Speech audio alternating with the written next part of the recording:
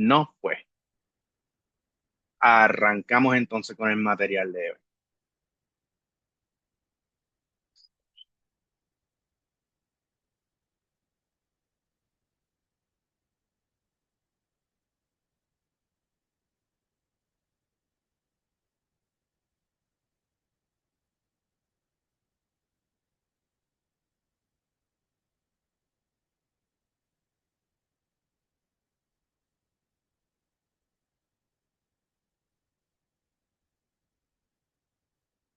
Me confirman que vean la presentación.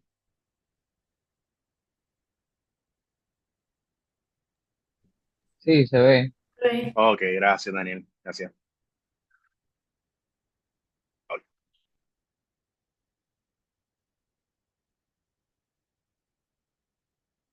ok, creo que nos habíamos quedado en lo que era la mecánica del disco duro. Estábamos discutiendo los componentes internos a manera de repaso.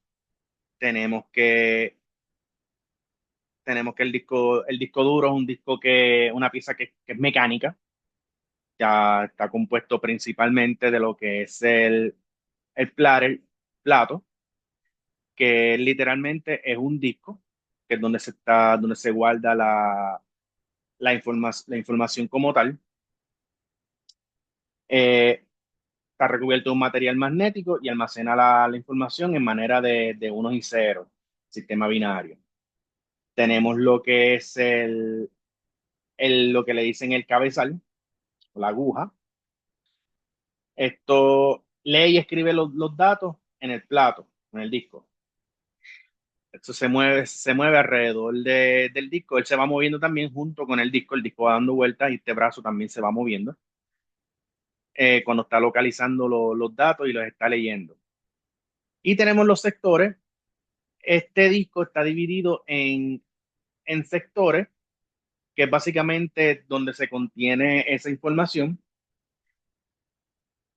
Cuando los sectores de un disco se dañan, pues uno de los problemas que causa es que la información no se puede leer. Si, y esto se puede reflejar en, en el sistema, cuando usted va a abrir un folder, un archivo, el archivo no le quiere abrir o se tarda demasiado en abrir.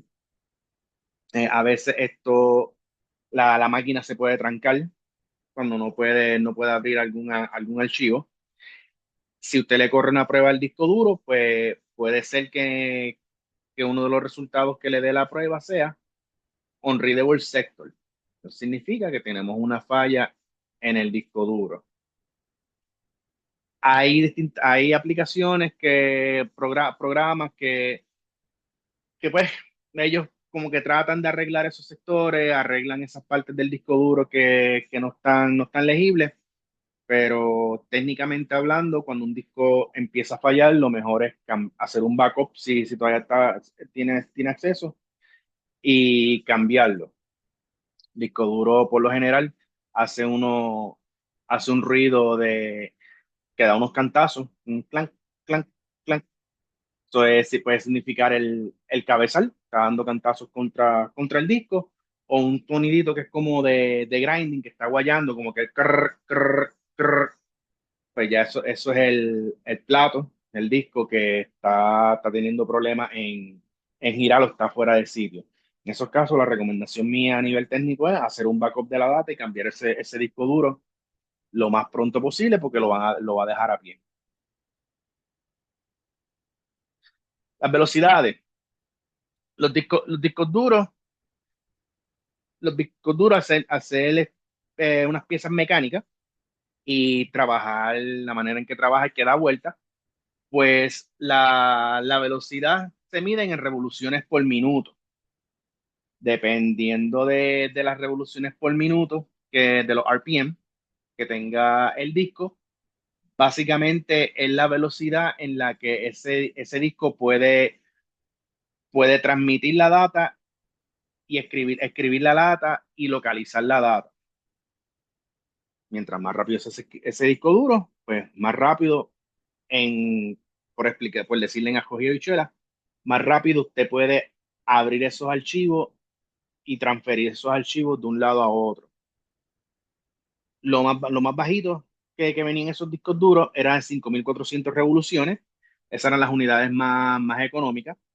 7.200 era el estándar. Por lo general, cuando usted compraba la computadora en las tiendas, generalmente estos equipos venían con unos discos duros de 7.200 revoluciones.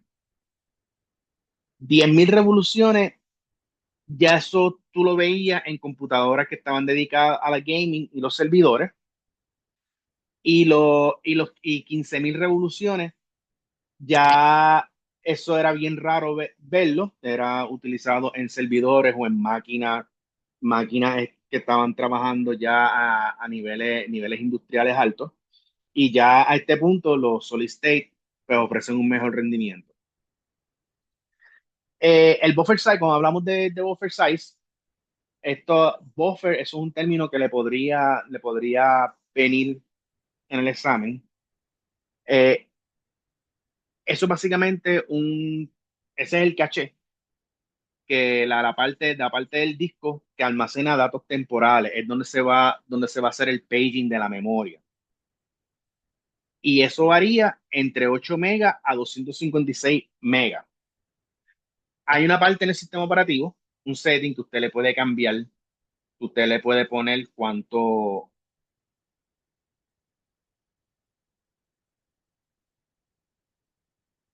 cuánto usted el paso le va a dedicar para almacenar esta data temporera. Generalmente no es algo con lo que uno, a menos que uno le tenga un uso en específico, uno deba estar trasteando. Pero por lo general, de 8 megas a 256 es lo que se reserva para hacer ese paging.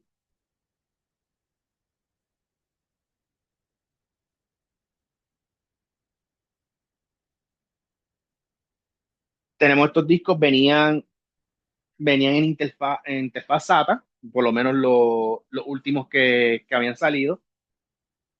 SATA, y la transferencia era SATA 1.5 gigas, SATA 2, 3 gigas y SATA 3, 6 gigas. Ya los discos duros, pues, estábamos comentando ya en otras clases que ya está siendo reemplazado por lo que son los solid state.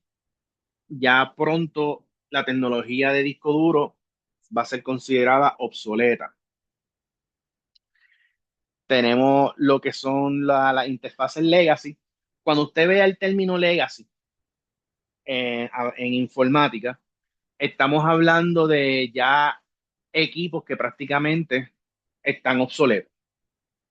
Te escuche algo que le digan que esta pieza es legacy, están hablando de algo que ya no viene y que pues puede ser que algunas computadoras en algunas oficinas, en algunos negocios, utilicen interfaces legacy todavía, principalmente pues, porque tengan algún programa o que les trabaje muy bien y no quieran actualizarlo, o a lo mejor es un programa que ya no viene y pues no quieran cambiar a otro programa más reciente. Esas computadoras pueden tener pueden todavía utilizar interfaces legacy. Yo le hacía trabajo, le hacía el mantenimiento, le corría la IP a un, ay, ¿cómo se llama? Un machine shop aquí en Sabana Grande. Y él tenía un montón de máquinas para que sí, para hacer tubos, hacer hélice, hacer un montón de cosas. Y el programa que él utilizaba era un programa como de CAD, como de diseño. Y eso iba conectado a una maquinita que él tenía en el taller, y eso era serial. Y él no ha habido, nunca hubo quien le hiciera cambiar, actualizar el programa, usar un programita más nuevo para poder actualizar la máquina. Por ende, esa máquina que él tiene para utilizar ese programa es una máquina que está corriendo con Windows 98. Windows 98, sí, creo que Windows 98 que está corriendo. Y es simple y sencillamente porque la máquina que él le tiene, la maquinita que él le tiene conectado, el dispositivo que él le tiene conectado, se conecta a través de puerto serial. Y es porque tiene un programita en específico que necesita esa máquina conecta por puerto serial. Es de la única manera que usted puede ver algo legacy funcionando en lo que es el entorno en lo que es hoy día.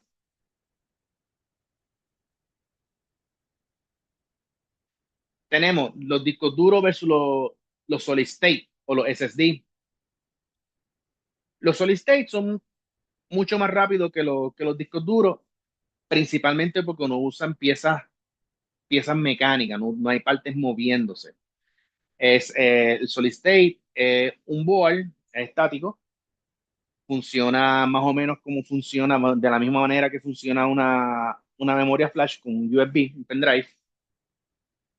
Por ende, no está dependiendo de que algo se esté moviendo para accesar la data, poder transmitir la data o poder leerla. Todavía los discos duros son más económicos cuando venimos a comparar la capacidad. Un disco duro de un tera es más económico con solid state de un tera, pero por lo general el, la, el upgrade, por decirlo así, el upgrade de performance que tiene de uno al otro, por lo general cubre lo que es lo que te estás economizando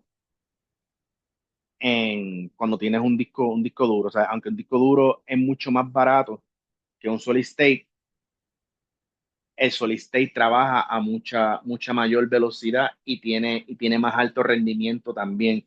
Recuerden que al no tener piezas mecánicas significa que ese dispositivo tiene menos cosas que se le van a dañar.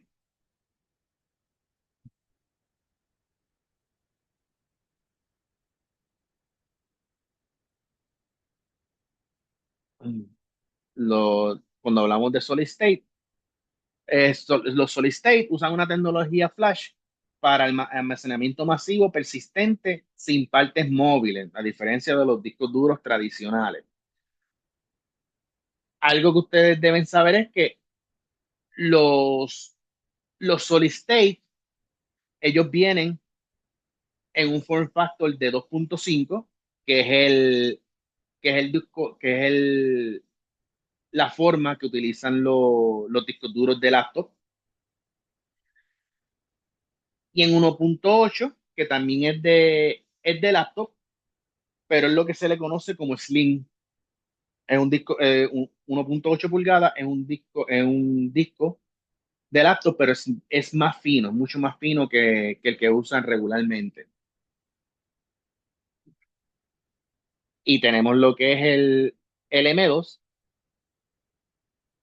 Eso ya es similar a un chip de memoria, y eso va directo va conectado directamente en el board, como si fuese una tarjetita wireless. No, básicamente, 2.5 fue reemplazado por el 1.8, y poco a poco se fue reemplazando por el M2. Cuando usted le va a poner un disco duro, discúlpeme, un disco sólido, un solid state a una torre, digamos, por lo general lo que se le pone es el que viene en form factor M2, se conecta directo al board. Si no, pues se le pone el 2.5 o el 1.8. El disco, el disco 3.5, que es el grande de torre, solid state, no es que no venga, viene, pero es bien raro conseguirlo, y cuando se consigue bien caro, pero existe. Para propósitos del examen, estos son los form factors de solid state que usted se tiene que aprender: 2.5, 1.8 y M2.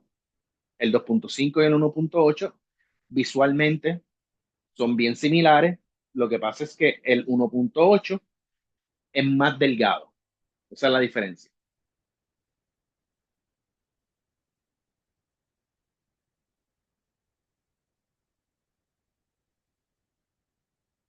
Tipos de conectores de los solid state.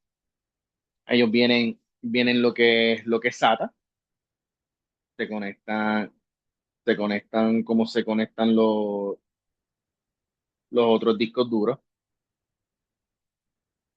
Lo tenemos, es el que tenemos aquí a la derecha. Necesita un cable de datos de 7 pines y un cable de alimentación de 15 pines. Usan los dos que usaría un disco duro regular. Y por lo general vienen en la configuración que es SATA 3, que soporta velocidades de hasta 6 gigas. Tenemos también lo que es el mSATA o mini SATA, que es una versión más pequeña del SATA diseñada para Solid State en dispositivos más pequeños.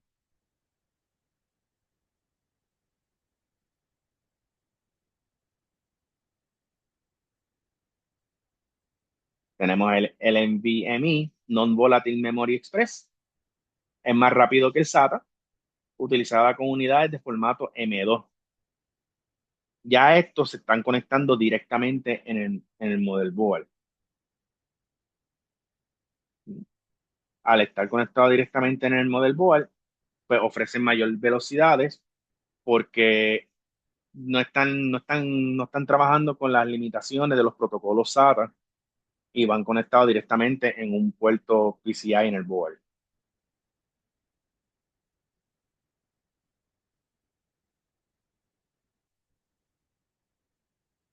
Te va a escuchar también lo que son los discos híbridos. Los híbridos, ellos combinan la tecnología Solid State con componentes del disco duro. Estos discos híbridos todavía son mecánicos. Eh, al ser mecánicos, ellos tienen un disco, tienen un lector, pero tienen una parte que trabaja como solid state, que trabaja como una memoria flash. Los datos que se hacen con frecuencia, principalmente el sistema operativo y lo que son los programas o las aplicaciones, se guardan en la parte que es sólida, y ya lo que son los archivos más grandes se almacenan en la parte que vendría siendo el disco duro.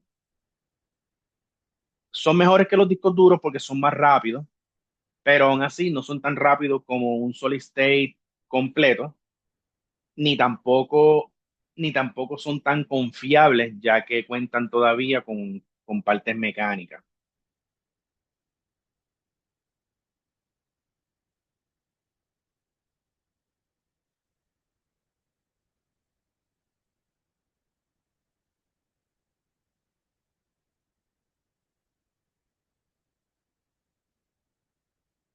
Eh, Marlon, los discos híbridos, los di- discos híbridos en realidad lo, lo usan, lo usan en distintas, o sea, los discos híbridos los pueden usar en cualquier lado, cualquier sitio, no hay como que un sitio en específico, ellos no tienen como que un uso en específico en sí. Eh, en realidad eso está como que en el in-between. No, no, no te podría decir como que en dónde específicamente se utilizan esos discos híbridos. De hecho, ya esos discos híbridos casi no se están utilizando, ya se está utilizando más lo que son los solid state completos. Ya los solid state han bajado de precio bastante. Creo que yo los otros días yo conseguí un solid state de 2 teras en $90, que ya están bien accesibles, y ya los híbridos en realidad pues no hay una necesidad Eso era antes cuando los solid state empezaron a salir, que eran bien caros, pues el disco híbrido era como que una solución, ¿sabes? Para irte moviendo poco a poco lo que era solid state sin tener que invertir demasiado. Pero en realidad no se, en realidad ya no se está utilizando casi.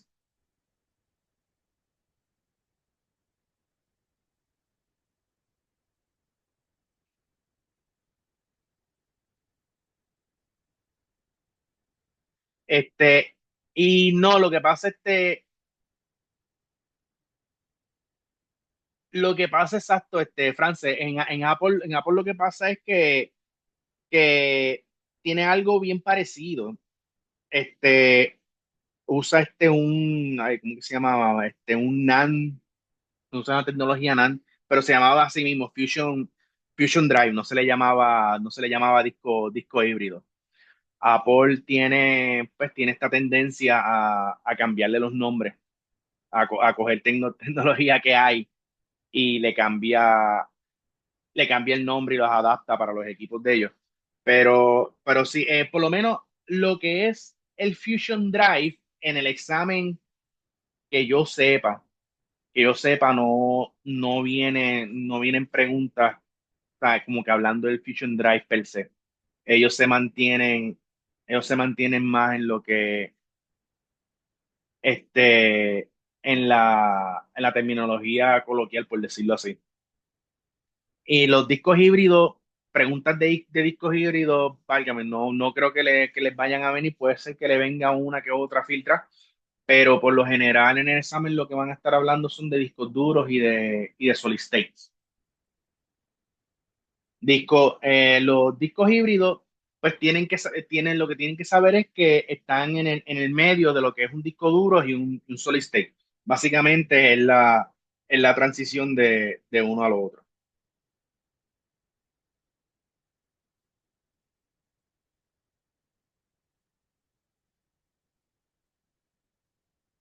Exacto, por lo menos en esto es por lo menos saber lo que es.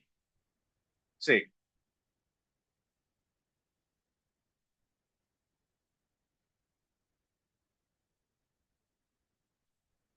Ok, vamos aquí a estar hablando del rey. El rey puede parecer medio confuso, al principio, puede ser medio intimidante, pero el examen con tía, por lo menos para A+, no tiene que meterse tan de lleno a lo que son todos los reyes. Nosotros vamos a estar hablando sobre lo que es los reyes estándar, que sería el 0, el 1, el 5, el 6 y el 10. Hay muchos más tipos de rey, depende del uso que se le quiera dar, pero lo que son los estándares son los que vamos a estar discutiendo aquí. Y son los que le van a venir en el examen, por lo menos en el examen de A+. ¿Ok? RAID, ¿qué significa RAID? Redundant Array of Independent Disks. Ese acrónimo tienen que sabérselo. ¿Y qué es? Esto es una tecnología que combina múltiples discos duros físicos en una sola unidad lógica para mejorar el rendimiento, la redundancia o ambos. Recuerden que cuando le estén hablando de cosas físicas, le están hablando de cosas que son tangibles. Básicamente le están hablando de algo que es una pieza que usted la puede coger en las manos, la puede instalar, la puede manipular. Y cuando le hablen de algo que es lógico, un folder lógico, una memoria lógica, le están hablando de algo que está dentro del sistema. Yo siempre lo comparo con pensar que es algo digital, básicamente. Pues eso, cuando ustedes hablen de físico y lógico, pues lógico, cuando le digan lógico, usted piensa que tiene que ver con el sistema, que está dentro del sistema metido. Los diferentes tipos de RAID proporcionan distintos beneficios en términos de velocidad y protección de datos. ¿Ok? Vamos con el primero. Primero es el RAID 0. La palabra clave aquí es stripping. Cada uno de estos RAID, por lo general, tienen lo que es RAID, tienen un número y tienen un nombre, como un código, una clave. Usted tiene que aprenderse el número y tiene que aprenderse la clave, porque le pueden hablar del RAID 0 o le pueden hablar del stripping RAID. Usted tiene que saber poder identificarlo.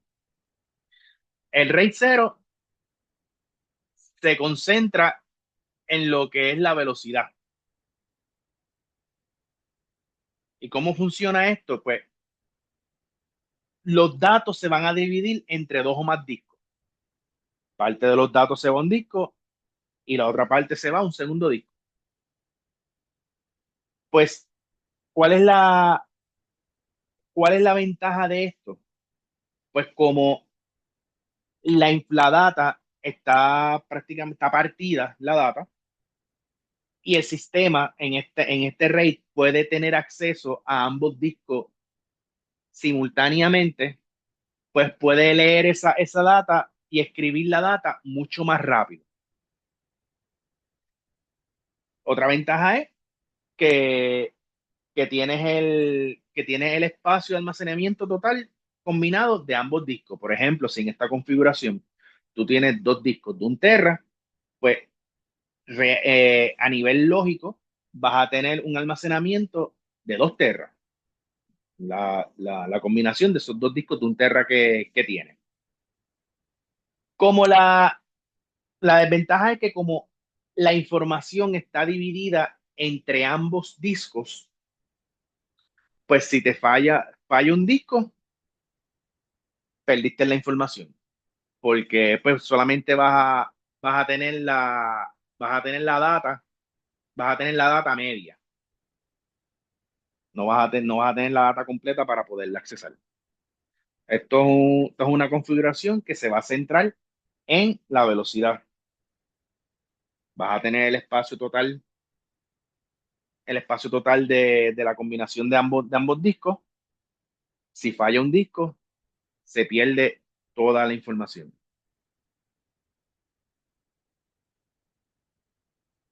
El RAID 1, metering, despejo. ¿Ok?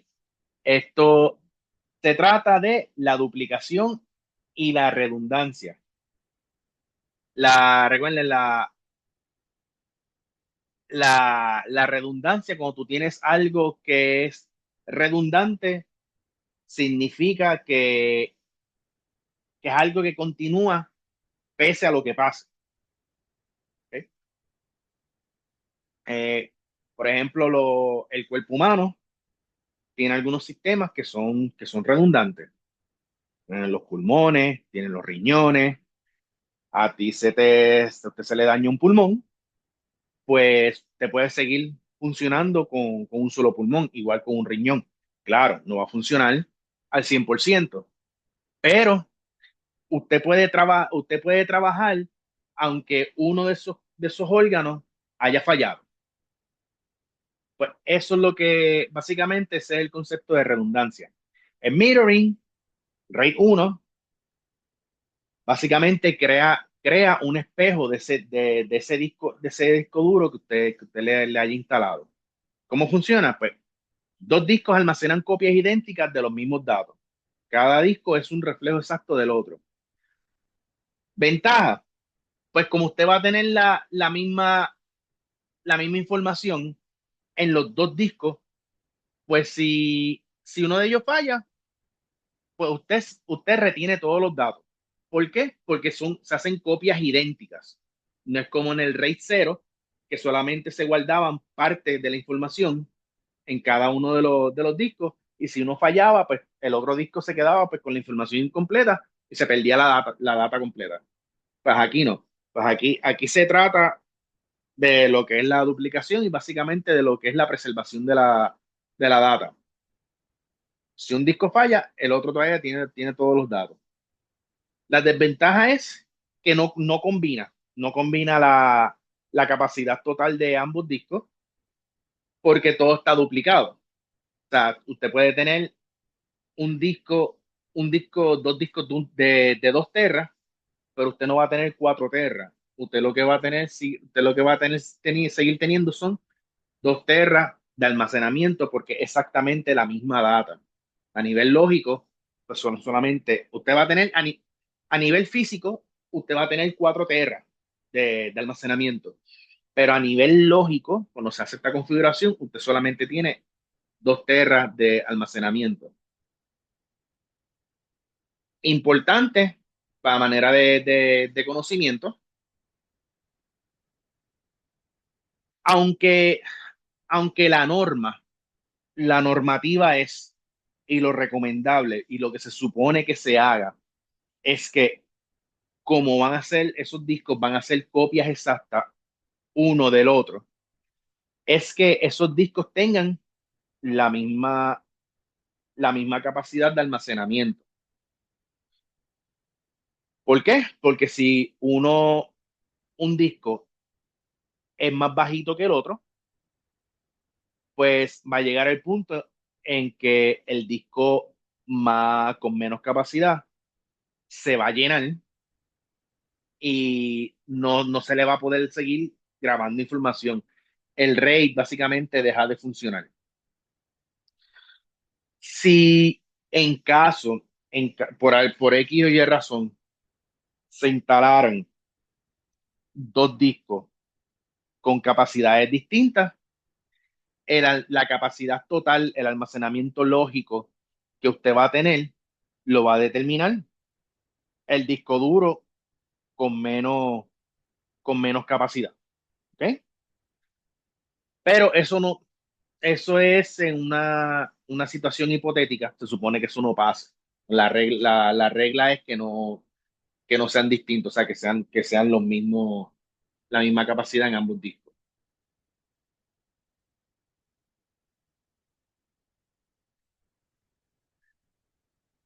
El RAID 5, redundancia con paridad. Cuando hablamos de paridad, estamos hablando que eso es un proceso en el cual se verifica que no hayan errores durante la transferencia durante la transmisión de data. ¿Ok? Eso es lo que significa paridad. Pues el RAID 5 utiliza paridad para lograr redundancia sin duplicar copias completas de datos. ¿Cómo hace esto? Pues esto requiere un mínimo de 3 discos. Los datos de estos discos se dividen entre 2 discos y el tercero básicamente es el que hace ese cálculo de paridad, que es ese que está trabajando con que esa data se esté transmitiendo correctamente. Y si un disco falla, permite la recuperación de esa data. So, es como si ese tercer disco mantuviera un registro de la información que se están dividiendo los primeros 2 discos. Y si uno de ellos falla, él sabe cuál es la data que él tiene que restaurar para que siga la continuidad de la operación.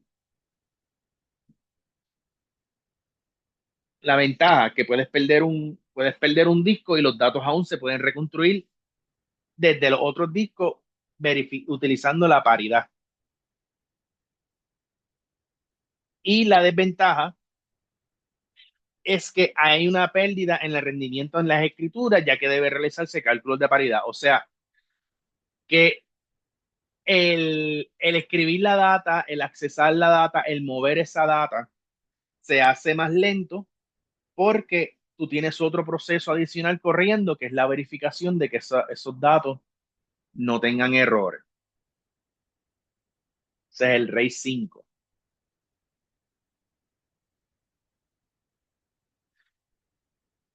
El RAID 6, pues, es básicamente el double parity, es similar al RAID 5, pero utiliza doble paridad. O sea, aquí pues vas a necesitar, en vez de 3 discos duros, vas a necesitar mínimo de 4, porque vas a tener 2 discos almacenando los datos y 2 discos almacenando la paridad, haciendo ese cálculo de paridad. La ventaja es que los dos discos, por decirlo así, los dos discos principales pueden fallar los dos y aún así se mantiene la integridad de los datos porque los dos discos que están trabajando la paridad pueden restaurar esa información. Pero la desventaja es que se utiliza más espacio para la redundancia. O sea, esos discos se van tras que van a haber más procesos corriendo, ellos van a utilizar más espacio cuando ellos hagan esa redundancia entre sí.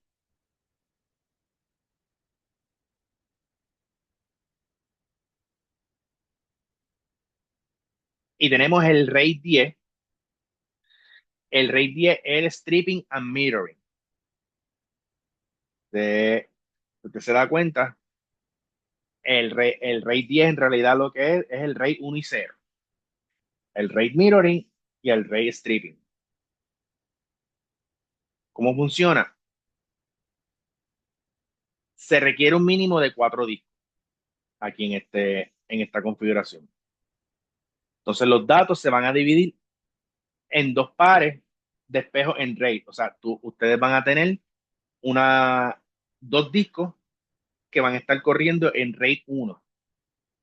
Te va a tener dos discos que van a ser espejos uno del otro, van a ser copias exactas. Entonces aquí la mitad de los datos se va a distribuir en lo que, en lo que es en lo que es el mirroring, el RAID 1, y la otra mitad se va a estar, aquí hay un error, se supone que diga cero, el RAID 0.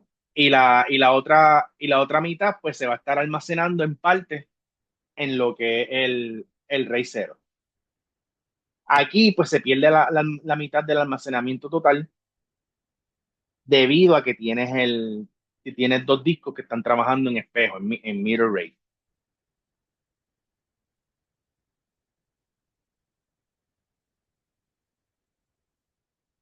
Entonces, aquí tenemos un resumen, por lo menos lo que deberían saber de los RAID así de momento, si se les pregunta. Vemos que el RAID 0, mejor para la velocidad, pero no tiene redundancia. RAID 1 es redundancia, pero a costa de almacenamiento. Recuerden que, que básicamente porque pierdes almacenamiento porque estás haciendo copias a nivel lógico. Hay que especificar a nivel lógico porque estás teniendo una copia exacta de cada uno de los discos. Tenemos el RAID 5, que es un equilibrio entre el rendimiento y la redundancia. Aquí ya utilizando lo que es paridad. El RAID 6 añade más redundancia, o sea, una doble paridad para sistemas críticos. Y el RAID 10 ofrece velocidad y redundancia combinando los beneficios de RAID 0 y de RAID 1. Por lo menos así del tope de la cabeza, tienen que saber. Pues redundancia es, Francis, lo que te estaba explicando de que utilicé como ejemplo el cuerpo, como nosotros tenemos los órganos. Cuando tú tienes redundancia, tú tienes algo que es un sistema que es redundante, es un sistema que puede seguir funcionando aunque él pierda uno de los componentes. Por ejemplo, en el caso del RAID 1, es un sistema redundante, porque aunque él pierda uno de los discos que están en esa configuración, como uno de los discos es una copia exacta del otro, pues él sigue funcionando con un solo disco. Como por ejemplo, nosotros tenemos sistemas redundantes. El cuerpo humano tiene sistemas redundantes. Nosotros tenemos dos pulmones, tenemos dos riñones. Si, por ejemplo, a nosotros nos falla un pulmón, nosotros podemos seguir trabajando con un solo pulmón o con un solo riñón. Porque básicamente, sí, porque aunque no vas a trabajar, obviamente no vas a trabajar al 100%, pero la, la función de ese sistema no se ve interrumpida por completo. Eso es redundancia. Cuando tú tienes redundancia en los sistemas, básicamente tú tienes un backup de ese sistema y si algo falla, pues ese sistema puede seguir corriendo, a lo mejor con menos eficacia, pero no ocurre un alto total de lo que es el funcionamiento de ese sistema.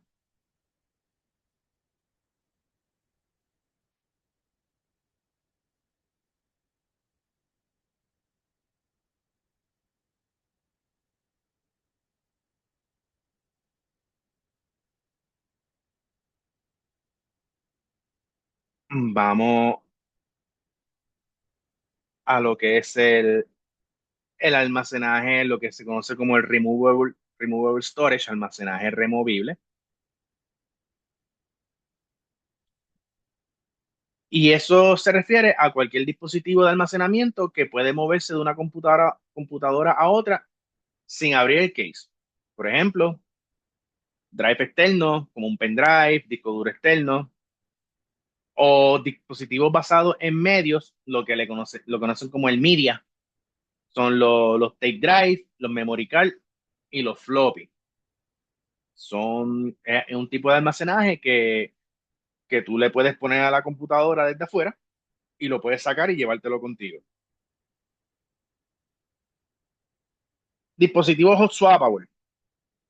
Esto se refiere a dispositivos que pueden conectarse o desconectarse sin apagar el sistema. Nosotros habíamos visto este término cuando estábamos discutiendo, creo que eran los power supply, los servidores principalmente y algunas estaciones de trabajo tienen estas piezas que son hot swappable, que usted las puede cambiar, las puede desconectar y las puede instalar sin tener que apagar o desconectar el sistema. Las interfaces comunes de hot swappable son los USB, Thunderbolt y los ISATA.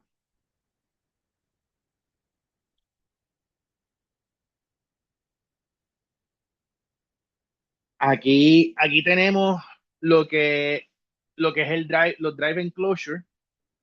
El, el drive enclosure en sí no es un dispositivo de almacenaje, pero se utiliza para básicamente convertir un disco duro de, de una laptop o de una torre, convertirlo en un disco externo. Y esto lo que hace es que convierte la conexión SATA de la pieza, del dispositivo, la convierte a USB o Thunderbolt, haciéndola que sea o swappable o plug and play. Usted básicamente con un enclosure saca ese dispositivo de la torre o de la laptop, lo mete en esa cajita. Esa cajita adentro tiene un conector SATA y sale afuera como un conector SATA, sale afuera como un conector USB que usted le conecta a la computadora.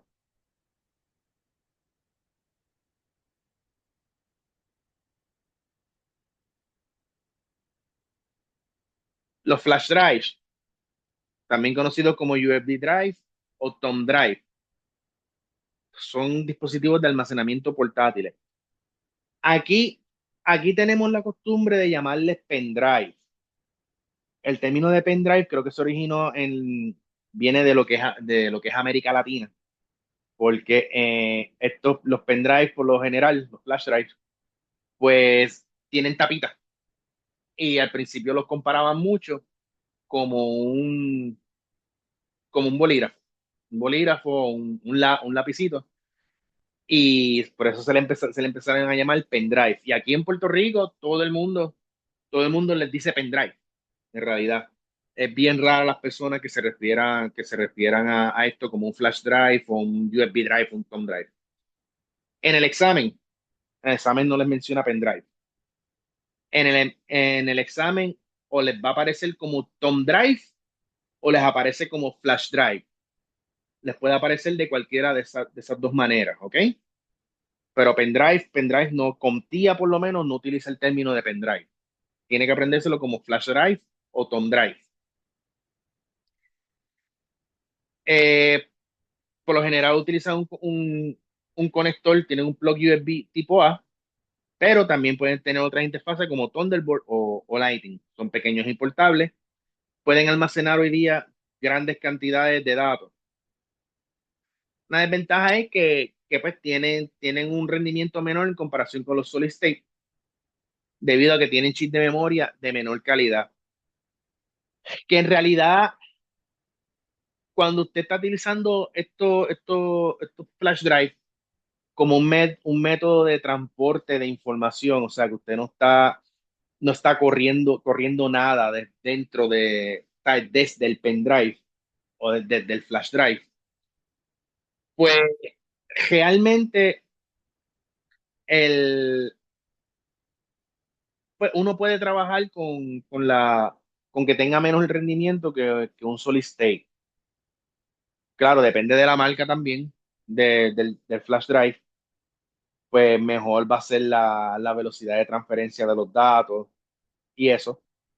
Pero el flash drive no debería utilizarse como un dispositivo de almacenamiento permanente. Yo sé de personas que le conectan el USB a la computadora y lo tienen ahí y le siguen tirando data y tiran programas ahí y cuestiones como si le hubieran puesto un disco duro o un solid state. Ellos no están diseñados para trabajar constantemente de esa manera. Esto es simplemente una manera de transportar data de una computadora a otro, de un sitio a otro.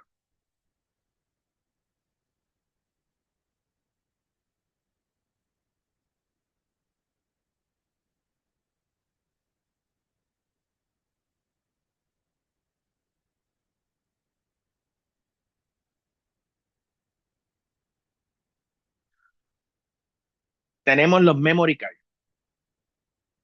Lo- los memory cards se utilizan en dispositivos como cámara, lo que son celulares y los dispositivos IoT o Internet of Things, los formatos más comunes. Estos tienen que aprendérselo. Les puede venir en el examen de una manera u otra. Les puede venir les pueden aparecer los acrónimos como SD, mini SD o micro SD, compact flash o memory stick. Memory stick, usted tiene que saber que es propietario de Sony. Y esto, la pieza que se encarga de leer esta tarjeta son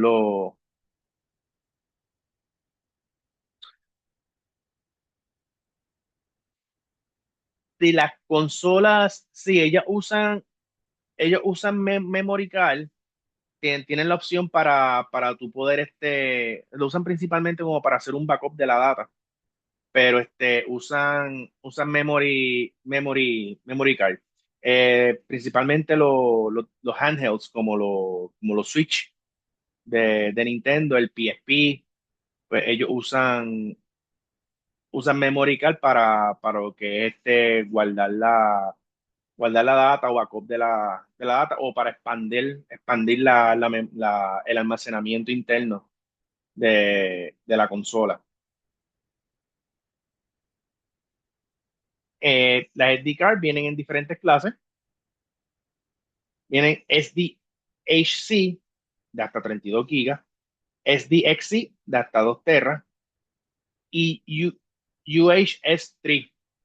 Son tarjetas de alta velocidad y son ideales para la grabación en video de 4K. Son más bien se utilizan para las cámaras, como por ejemplo, la GoPro. GoPro utilizan ese tipo de SD card.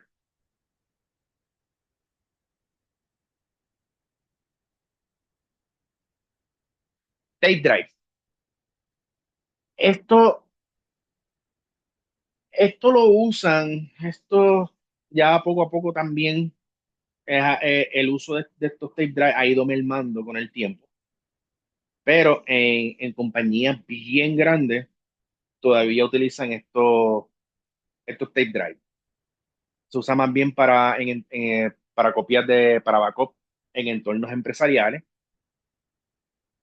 pero ya debido a que todas estas compañías se están moviendo a lo que es almacenamiento en la nube, pues ya este uso de los tape drive, pues se ha ido disminuyendo cada vez más. Ventaja, pues que almacenan grandes cantidades de datos, hasta 3 teras en esta cinta. Y son removibles, te lo llevas para almacenamiento fuera del sitio. Que en realidad, cuando ustedes usan, sí, Frances, en Comptia te pueden preguntar en qué entorno se utilizan los tape drive. Te puede preguntar qué es un tape drive.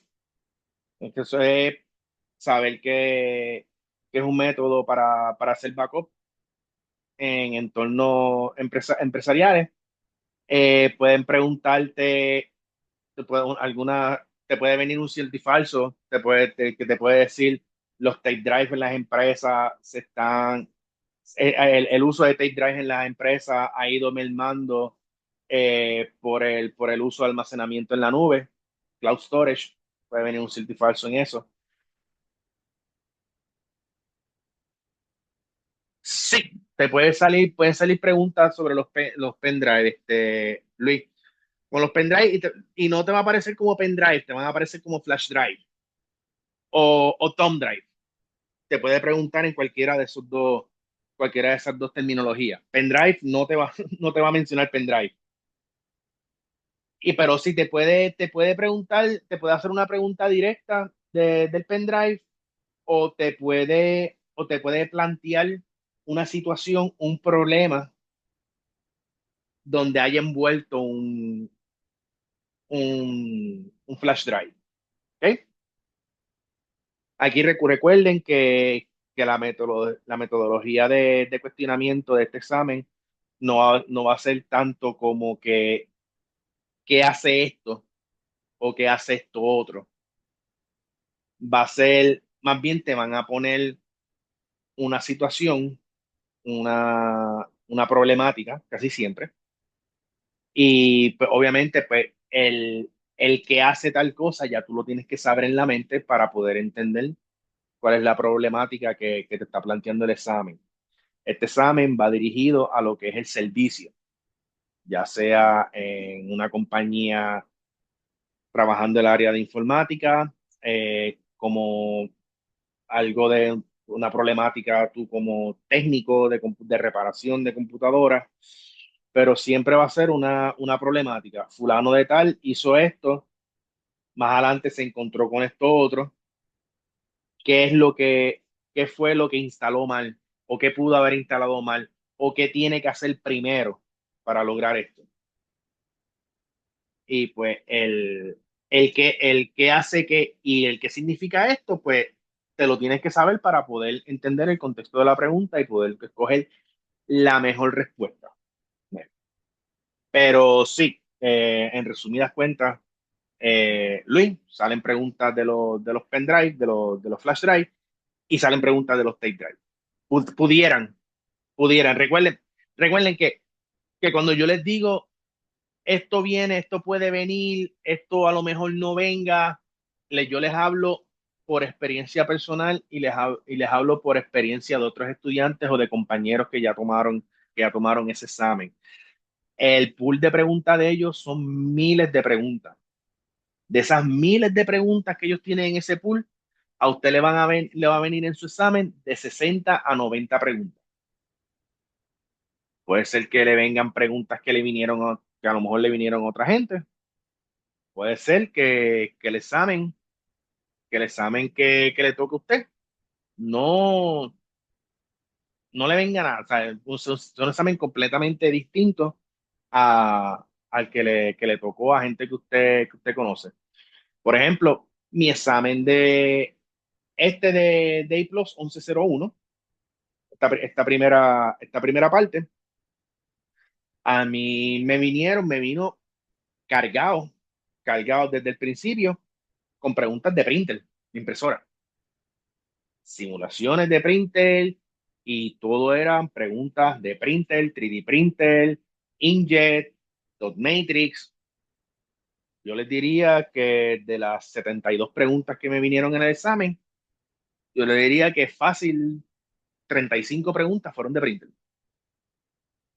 Pero tengo un compañero que me dice que no recuerda que le haya venido nada de printer en su examen. Que si acaso le vino una simulación y dos o tres preguntas regadas de printer, que a lo mejor sí, pero que no se acuerda. Pero a mí mi examen me vino cargado de... So que, so que puede venir de lo que estamos discutiendo, puede venir un montón de cosas, ¿sabe? Puede venir mucho más material de una cosa que de otra.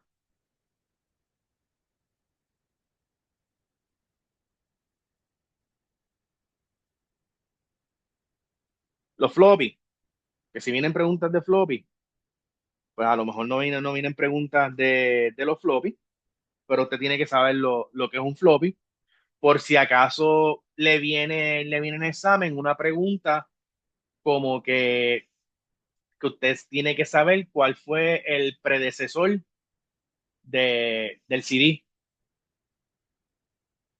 Nada, a lo mejor no le preguntaron no le hicieron una pregunta directa del floppy, pero si es una pregunta donde usted lo increpan sobre el predecesor del CD, usted tiene que saber qué es el floppy, qué es floppy drive. ¿Y qué es el floppy drive? Es una forma obsoleta de almacenamiento removible y pueden usarse en ciertos entornos. Por ejemplo, como le estaba explicando ahorita de estos dispositivos legacy, tenemos una computadora, digamos, en un taller o en esta oficina, no tiene una computadora viejísima de los 90, este, y así que el sistema operativo así se instala con floppy drive, pero la persona no, el dueño dice que eso le funciona bien, que eso es lo que está acostumbrado, que eso nunca le ha dado problemas, quiere dejarlo ahí, quiere seguir corriendo la oficina o el negocio con esa computadora. Y pues hay que bregar con eso. Si usted lo llaman para darle servicio a esa máquina, usted tiene que bregar con floppy. Eh, los floppy de 3.5 pulgadas pueden almacenar solamente 1.44 megas de datos. Eso es nada hoy día. Eso es absolutamente nada. Eso pueden ser algunos archivos diminutos, pero ya eso no es ni un documento de Word tan siquiera. Para usos prácticos ya no se puede utilizar. Hoy día hay floppy drive internos que usted los puede conectar por USB.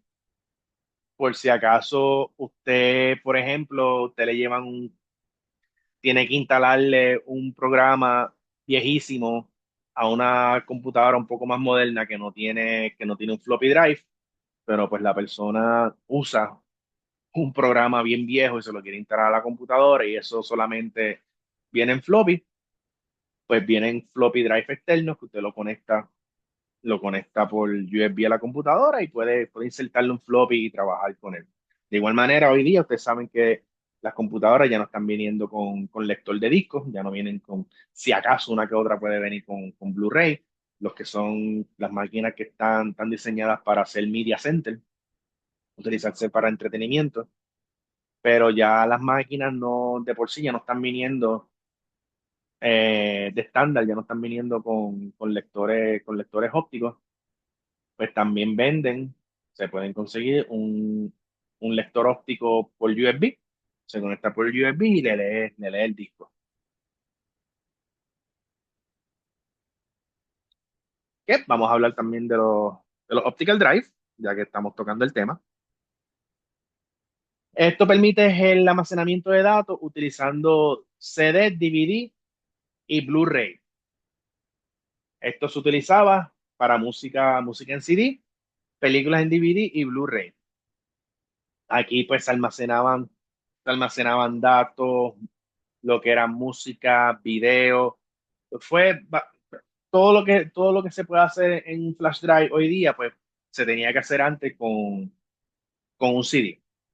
Tenemos que el CD que CD sabemos que es compact disc. Eh, eran de 600 megas a 700. Cuando estamos hablando de música, pues eso se traducía a unos 74 a 80 minutos de música, pues dependiendo de las canciones que usted tuviera ahí, porque porque pues había unas canciones que eran más largas que otras, porque eso es un estimado. Tenemos, después de los CD, pues vino lo que se conoce como el DVD, que el DVD era Digital Video Disc, 4.7 gigas, ya aquí tenía mucho más espacio, ya aquí tú podías grabar un juego, más en aquellos tiempos. Capa simple, single layer 8.4, capa doble, era lo que se llamaban dual layer. Y después del DVD vino el Blu-ray disc, 25 GB capa simple o 50 GB capa doble, dual layer. Si tienen que saberse la capacidad de los discos, sí. No tienen que saberse el acrónimo, no tienen que saberse que CD significa compact disc, ni DVD significa digital video disc. Pero sí saber cuánto era lo que almacenaban en el caso del DVD, cuánto podía almacenar en su capa simple o cuánto podía almacenar en su capa doble, al igual que el Blu-ray.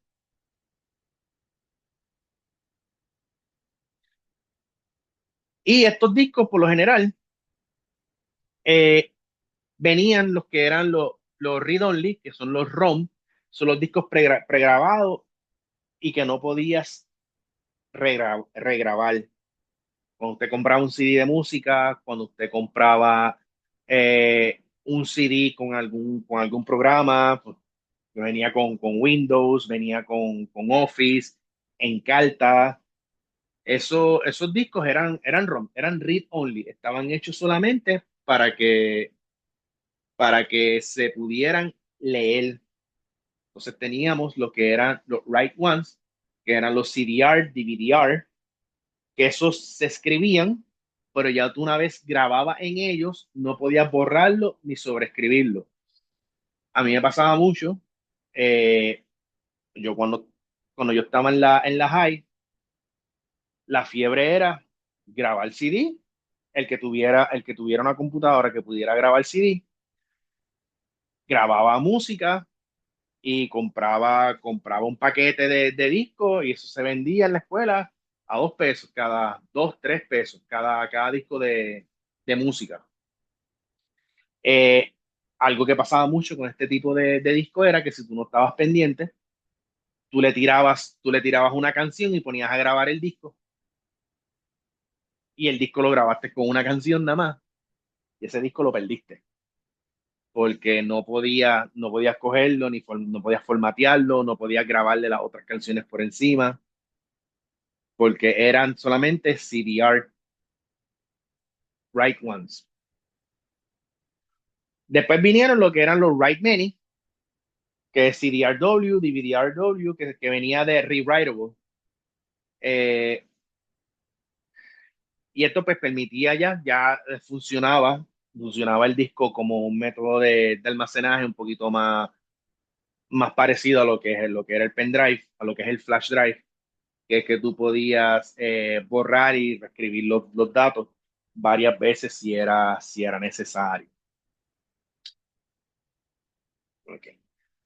Vamos a darle ya por lo menos, ya terminamos lo que es el material de lo que es el almacenamiento. Vamos a lo que, vamos a lo que sería la asistencia.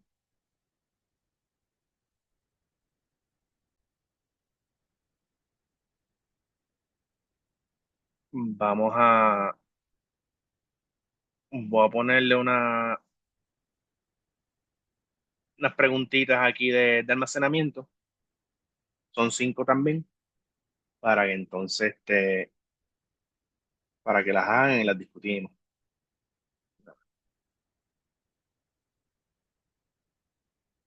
Me confirman que que las vean.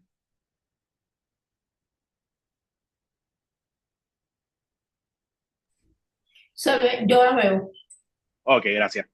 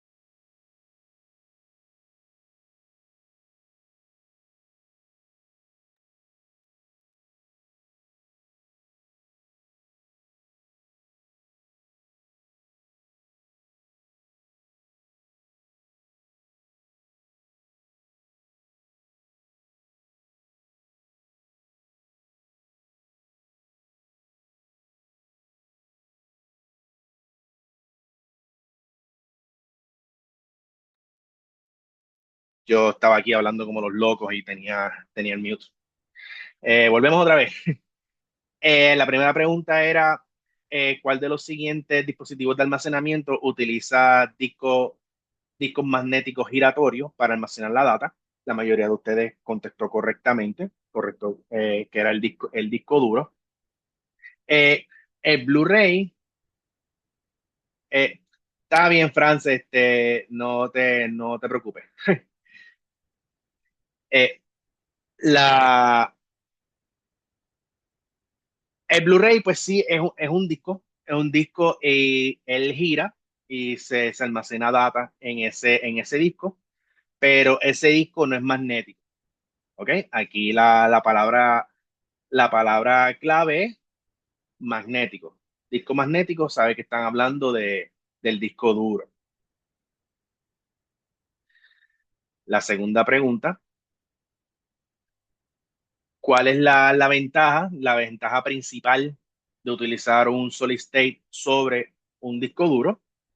La mayoría de ustedes también contestó la contestación correcta, que es acceso a la data más rápida, ¿ok? Eh, la B que dice mayor capacidad de almacenaje, pues los solid state y los discos duros, pues ellos vienen más o menos en la misma capacidad de almacenaje. Eh, Vienen discos duros de 2 teras, vienen también solid state de 2 teras. So que por lo menos en este contexto, pues no, pues esta no es la contestación correcta. ¿Cuál está considerado obsoleto y tiene la menor capacidad de almacenaje? Aquí todo el mundo contestó correctamente. Ese floppy. El floppy ya está obsoleto. ¿Qué, qué ofrece el RAID 1 principalmente? Pues mira, la mayoría de ustedes contestó bien, es redundancia de la data. La mayor velocidad de, de escritura, eso está más relacionado a lo que es el RAID 0, el stripping, que es el que distribuye parte de la información entre dos discos para poderla escribirla y leerla de manera más rápida. El RAID 1, recuerden que es el espejo, mirroring. Él hace una copia exacta de la otra para tener redundancia. Si falla uno de los discos duros, pues el otro sigue funcionando sin problema. ¿Y la última, cuál configuración del RAID combina el espejo y el stripping para mayor performance y redundancia? Pues aquí recuerda que están conectados, está combinando lo que es el RAID 1 y el RAID 0. So que el RAID es RAID 1 y 0, so que es el RAID 10, porque está combinando las funciones de los dos RAID. Que él va a tener dos discos que van a estar funcionando en el RAID 1, o sea, van a ser unos espejos uno del otro, pero también tiene dos discos también que están funcionando como RAID 0, que están distribuyéndose parte de la data. En esta configuración, recuerden que son cuatro discos duros mínimos lo que tienen que utilizar. ¿Ok? ¿Tienen alguna duda o pregunta con respecto a los almacenajes? El RAID, sé que puede sonar que es medio chabón, pero para propósitos de contía, lo del RAID, usted lo que tiene que saberse es cuál es el nombre del RAID, en qué se enfoca y cómo trabaja. Después que usted sepa eso, usted debe estar bien. Yo cuando le vaya a subir el material, yo le voy a subir una tablita, tabulados, uno se lo aprende más rápido. ¿Ok? Ya para el miércoles se supone que ya ustedes tengan lo que son las clases grabadas, la clase pasada, esta, y el material de ambas clases.